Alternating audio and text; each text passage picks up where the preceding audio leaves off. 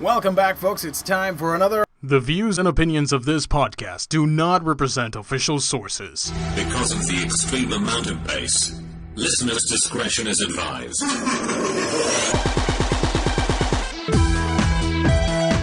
This show has been brought to you in part by Two Black Labs Audio. You are listening to... A Week in Geekdom. Yes, welcome back, folks, to the show that's cooler than Captain Cold himself. Thank you once again for tuning in. As always, you can like and subscribe to our videos here on youtube.com/aweekingeekdom. You can write to our email, that's aweekingeekdom@gmail.com. Find us on Facebook, Twitter, and Instagram, and everywhere else in between, and we will be there. Thank you once again, folks, for tuning in week after week. I love talking about whatever is up in the world and the geektastic world that we live in, and man, do we have a jam-packed rant session to go on. First and foremost, I just want to let everybody know, and thank you so much for asking me about the Pokemon giveaways. I posted on social media that I was going to give away some free stuff. So, what better way to celebrate our anniversary month than to give away some free Pokemon? What's more cooler than that? We're going to give away these 4 codes, one for each of our social media platform, I guess. Well, first come, first serve. If you see the code and you put it in and to your DS and you get it, then awesome. You just got a free Diancie and a free Shiny Gengar, I guess. And yeah, speaking of anniversaries and seasons and whatchamacallit, yeah, after Thanksgiving, we're going to take a week, or actually that week, we're going to take a break. We're still going to keep posting stuff, but we're not going to be posting any videos that week. And soon afterwards, in the month of December, we're going to start a brand new season with a brand new opening and new stuff and brand new announcements for 2015 that I think you guys are going to dig. So, speaking of video games, I still have not received my Omega Ruby Alpha Sapphire demo code. I'm thinking I'm not going to receive it. Who cares? I'll just get the game when it comes out. But it would have been nice to have played that out and at least rant a little bit about it. But as usual, luck was not on my side. And even though I signed up for the thing, like, last year, I think it was, and I did not receive anything at all. It's a little bit of a bummer. Just the fact that I didn't get it, not the actual demo. I don't care about the demo per se. I just kind of wanted to talk about it on the show and have some sort of exclusive, if you will. But I guess that's not going to happen.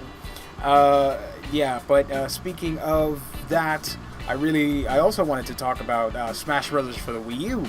That basically captivated everybody. I already have the 3DS version, and I'm seriously considering getting the Wii U version. The one thing that's really just annoying me at the moment is that Mewtwo will be available next year for both versions. However, if you have both versions, that sucks. I got into a mini argument on the internet with somebody that was saying, like, you didn't even watch the conference at the Nintendo thing. It's 2 completely different games. Yeah, but at the end of the day, they're both Super Smash Bros., right? So it's still the same game. It's just a different way to get me to buy it. Now, with that said, I am interested in getting that version, but I'm not getting it right away. I don't have a Wii U, first and foremost, so it will have to wait until a later time, I guess, until I get that. But yes, it looks amazing. Aside from Mewtwo, we're getting brand new modes. It looks flashier and cooler than ever. And really, just the 3DS version is strictly the mobile, bare-bones version that you take with you everywhere. And that's fine. I love the playing Smash Bros. On the 3DS is really fun. So, yeah, we will probably try and get it and talk to you guys a little bit about it and probably get a Wii U sometime in a couple months. Maybe. I don't know. Also, if you hurry up now, speaking of video games I don't have, if you hurry up now and get the new bundle edition for Pokemon ORAS, or Omega Ruby Alpha Sapphire, the deluxe dual pack version offered at, I think, Best Buy and Amazon, you could be the proud owner of 200 potions. Yeah, apparently so. 200 potions at $80 for the 2 games. It's really not worth it. Do not get it. Seriously. Who needs 200 potions anyway? You know what I mean? And besides the point, if you're gonna offer me like the 2 games for $60, then I'm inclined to get it. And if you were to offer me like maybe hyper potions or 200 rare candies or something like that, everybody would be buying that. But really, it's just a really cheap incentive compared to everything that Japan has gotten or will get with ORAS and Europe as well. So, you know, but hey, at least the game's coming out and we finally get to experience Owen in 3D. So that's got to be worth something, I think. So yeah, moving on into comic book territory, I quickly wanted to talk about 2 quick little things. First, the Ultimate Universe. Unfortunately, maybe it's coming to an end. We've seen all the dozens of one-shot tie-ins, maybe, to Secret Wars. I think that's what they are. I don't know. Now we're getting, supposedly, the Ultimate Universe coming to an end. It's a new mini-series, I guess. I think, wholeheartedly, the Ultimate Universe is what got me into comic books.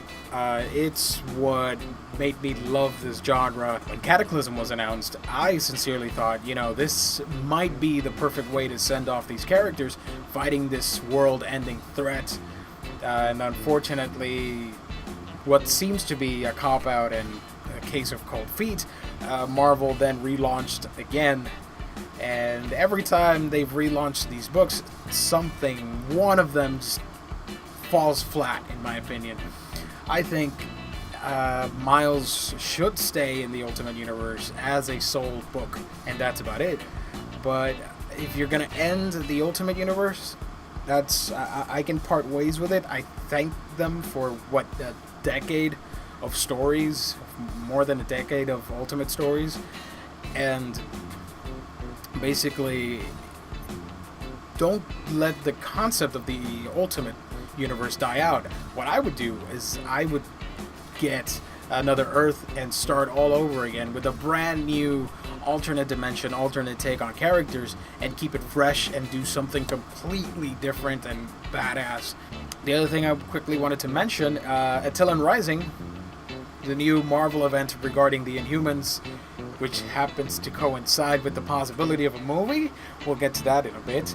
But yes, Attilan Rising is one of the new teasers that's not a previous event, like we were talking earlier with the Secret Wars and the House of M and all that stuff that's coming back.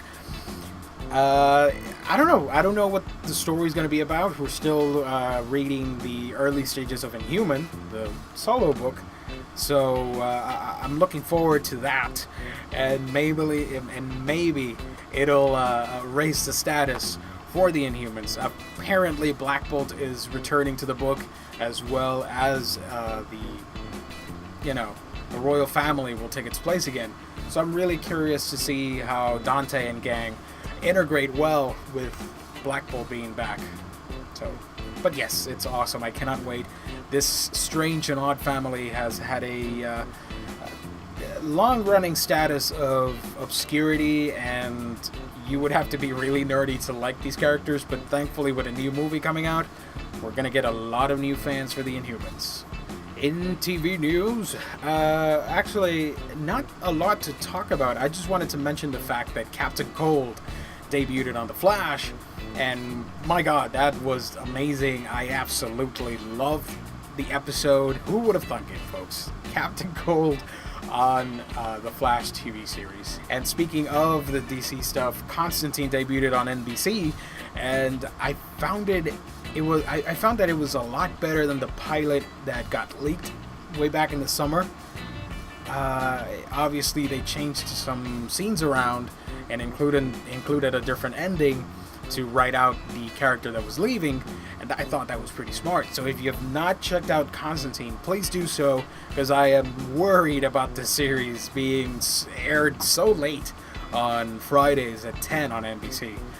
I don't know. It's probably me just being paranoid, but I do want it to do well because, yeah, I love the series. It has a lot of potential, and we'll see how that goes. Alright, into the big piece. In response to DC's movie lineup, leave it to good old Marvel to just go ahead and blow the lid on Phase 3 and all the movies that are going to be coming out. And I'm going to cover them all for you guys by telling you what I think about the movie, would I like to see play certain characters, and what villains I would like to see, and what my theories on the Phase 3 will be all about. Now, first and foremost, it's interesting that Ant-Man was bumped back into Phase 2. It'll actually conclude the second phase of the Marvel Cinematic Universe. That's actually pretty smart, in my opinion. Captain America: The Civil War, which we already know that Iron Man's going to be in it, and they're going to be basically facing not just it's not about the mask, it's more about the actions that these guys are taking, and basically the whole thing with S.H.I.E.L.D.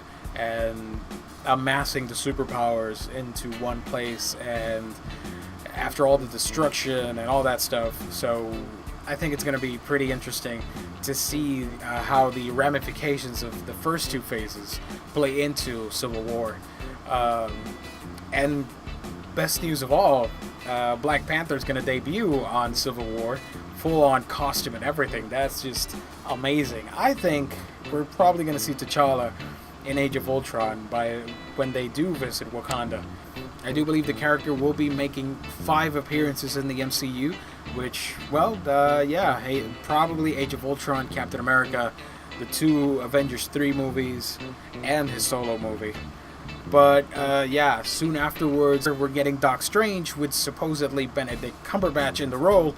I think he's basically going to be Sherlock Part 2, but a little bit more serious and to himself, and cool, calm, and collected as Stephen Strange is known to be.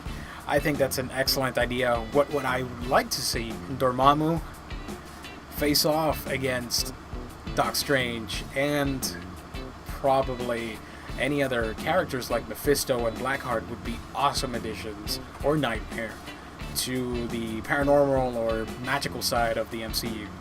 Guardians of the Galaxy 2, which I suspect we might be seeing some sort of interaction between Adam Warlock and characters like Michael Korvac. Hopefully by then we'll get the Skrulls or the Badoons, because I think they would benefit better in the MCU than in the Fox universe. And we're also getting Thor Ragnarok, which I highly suspect will not be Thor's robotic clone from the Civil War days. I think what we're going to see is possibly the death of either Loki or Thor. Somebody's going to bite the dust, and probably be reborn for Avengers 3 to come in and save the day against Thanos. But what's interesting about Ragnarok, I really think we're going to see Surtur and the Enchantress and all these characters that are missing from the Thor mythology. So that should be pretty interesting. Soon afterwards, we're also getting Black Panther, which, who would have thunk it? Since the 90s, this superhero has been in development, and we're finally going to be able to see him in the live-action stream. Obviously, I'm just going off what people are guessing on the internet. I'm really thinking Andy Serkis is going to play Ulysses Claw, and we're going to see Claw versus Black Panther in his own solo movie, which should be pretty interesting. I am not that well versed in the world of T'Challa, but I love the character regardless. I think he is one of the quintessential Avengers, in my opinion. Also getting Captain Marvel, which was really the surprise, not so surprising hit of the announcements, because it's been rumored that they want to introduce Carol Danvers into the Marvel Cinematic Universe.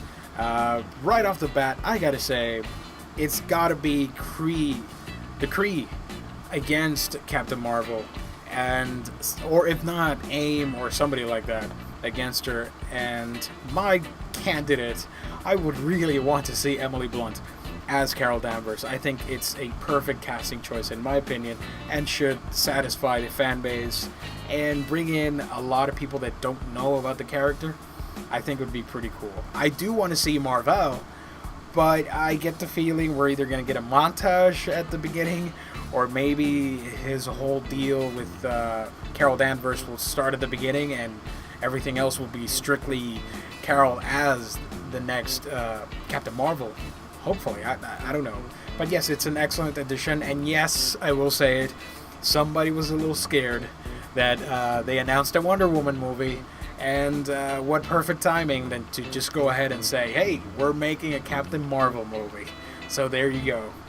Hey, I'm happy either way, folks. We're getting both kick-ass ladies on screen. Practically, and I'm going to switch things around, aside from the Avengers Infinity War, which will be divided into two movies, one in 2018 and the other in 2019, against Thanos and practically all of the Marvel Cinematic Universe fighting against this universal threat, if you will. One of the things that I'm really pumped about, the Inhumans, folks. The Inhumans are getting a live-action movie. 10 years ago, if you would have told me these guys, along with Aquaman over at Warner Brothers, they would be getting live-action movies, I would have just laughed until sunset. I cannot really fathom the idea, but at the same time, I am excited. I will probably rant and cry and just shed manly tears when I finally see Aquaman in theaters that same year, and see Black Bolt, Medusa, Karnak, Triton, Lockjaw, Maximus, Gorgon, Crystal, all these fascinating characters in the Marvel world. And hopefully the whole thing with the Agents of S.H.I.E.L.D., I really think the Obelisk will be some Terrigen bomb, and they'll reveal the Inhumans in the series. It's just a perfect way to tie things up with Guardians of the Galaxy, the Kree, Captain Marvel, and now the Inhumans. It will really pay off, in my opinion. We'll see what happens, folks. I really want to see this scene. Thanos versus Black Bolt. Let's make it happen for Avengers Infinity War. That's going to be spectacular. And if I were to guess for a Inhumans movie, basically the villains, I think, hands down, it has to be Maximus. It's the perfect threat from inside, and that series from Paul Jenkins and Jay Lee, Inhumans Volume 2, if you have not read that, then really that's your go-to book to get your knowledge on all things Inhumans. Yes, unfortunately, they are a bit underrated, and there have not been a lot of books about them. There was a Volume 1 back in the early days, in the 60s and 70s. Of course, their first appearances in Fantastic Four, then a couple weird runs in the 90s, and it wasn't until this one back in the early 2000s that really just set the tone for this Game of Thrones-esque family, if you will. And soon afterward, with Secret Invasion, Son of M, and Silent War, as well as War of Kings and Realm of Kings, really, and Inhuman, really, it's about time we get some Inhuman respect around here, folks.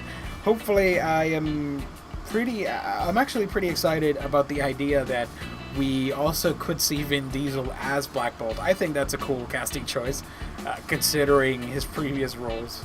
I mean, what's so wrong with Groot, and now with Black Bolt?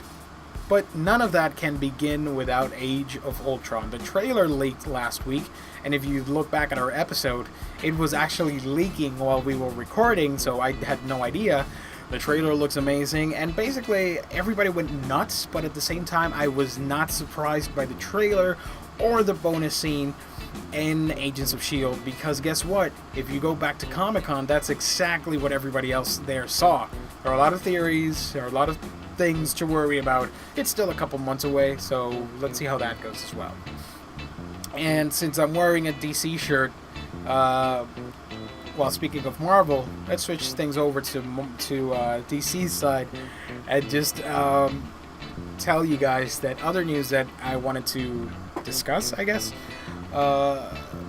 Static Shock will be getting a limited series of shorts online with possibly Jaden Smith acting in it. I'm not against it, but I would find somebody else, in my opinion. Basically, the Smith family is all over the DC world, from Jada in Gotham and that horrible Fish Mooney character, and now Jaden being talked for Static, and even Will Smith being rumored for a role in the Suicide Squad. Can I just say, I think that role should go to Black Manta. I think Will would do an awesome job as Black Manta for the Suicide Squad, and then later on we could see him against Jason Momoa in Aquaman. Calling it right now. So yeah, that about brings us to a close on this episode. Thank you once again for tuning in. As always, you can like and subscribe to our videos here on YouTube. You can follow us on Facebook and Twitter, like our pictures on Instagram, and let me remind you, we will be posting all of our Pokemon codes online. They're going to go simultaneously, I think. We're going to post one on Twitter, Instagram, and then Facebook, and then the final one, I will give it out next week on another episode here at A Week in Geekdom. So thank you so much. And if you're curious about something, download the new Masamune update for the PlayStation 4. Get that YouTube app, and you can watch us on your PlayStation 4 or watch this face rant about stuff. So thank you once again, and I will see all of you next week on another installment.